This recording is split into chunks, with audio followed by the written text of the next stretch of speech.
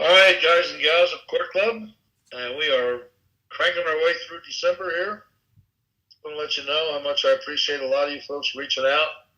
Good to see your videos, watching your games, having interaction. Very energizing to be with you.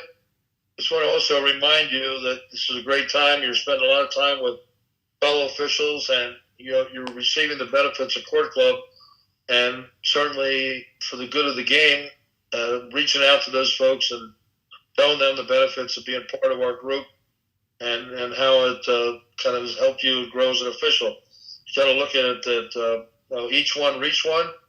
So many times we're led to some good things in officiating by those who we respect. So just to kind of encourage you to do that and enjoy the play, sir. All right, members, we are early in the first quarter here at UConn St. Louis, and we've got a play here that's actually called three different ways depending on what level of basketball you're working.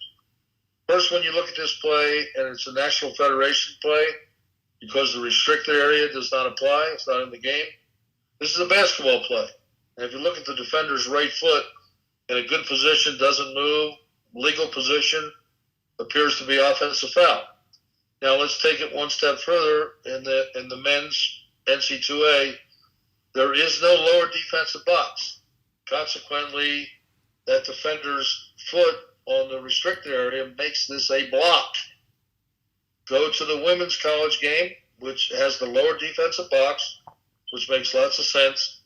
Because of that, the ball is received inside the lower defensive box, and there is no restricted area application. Consequently, this again is best called as an offensive foul because, again, the defender's right foot, right side, is in a stable position, does not move, even though the offensive player tries to avoid. All right, here in the second quarter of Baylor, South Carolina, we're going to show you a post-illegal footwork play and a correct travel call by the center official. And coverage-wise, we want to make sure that even though we have rotation, we've got that great open look, and we're refereeing the feet so that we make sure we stay in and don't move and leak towards the trail position. But good job of refereeing the footwork and not a legal start of dribble. All right, members, we're going to show you another post-travel play called by the trail. And just remember, you want to see and find the pivot foot so you can make a well-informed decision. So 35-year spins, but then she takes that little jab step with the right foot. Only can be called by the trail who sees and picks up the pivot foot, makes a well-informed decision. That's a correct call.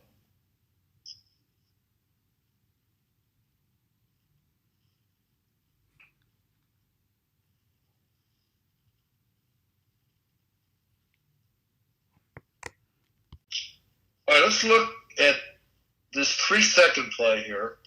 And let's talk about, the principles of refereeing 3 seconds. Number one, the play needs to call itself. And remember now, this represents a change of possession. So if you look at this play as the young lady enters the lane, she then goes into a continuous offensive move. And in that case, the count should be off as she's making a play. Now, if she stops, different story.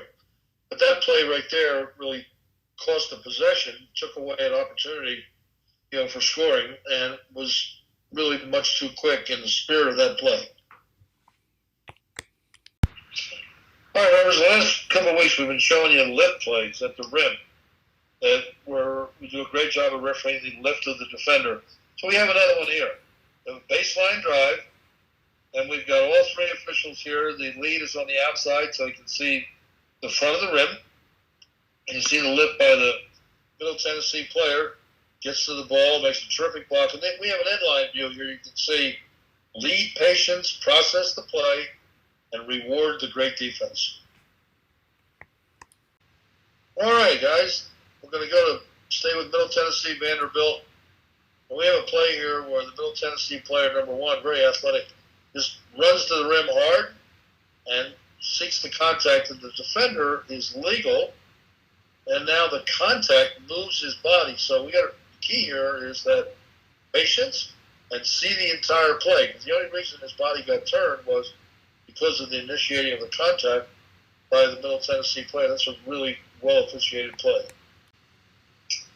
All right, let's stay with Middle Tennessee Vanderbilt, and kudos to Bart Lennox, who one of our Sport Club Elite staff members, and referees in the league position here really well. You see multiple defenders, so the trail's got to take the backside, and one is in the RA. However, he's in a lighted position, so the RA's off. Contact is initiated by the offensive player, so a really good no fall on the first part of the sequence. And then there's a dig down from the back, there by number 3, illegal contact and a foul call. But that's a good sequence and a well officiated play.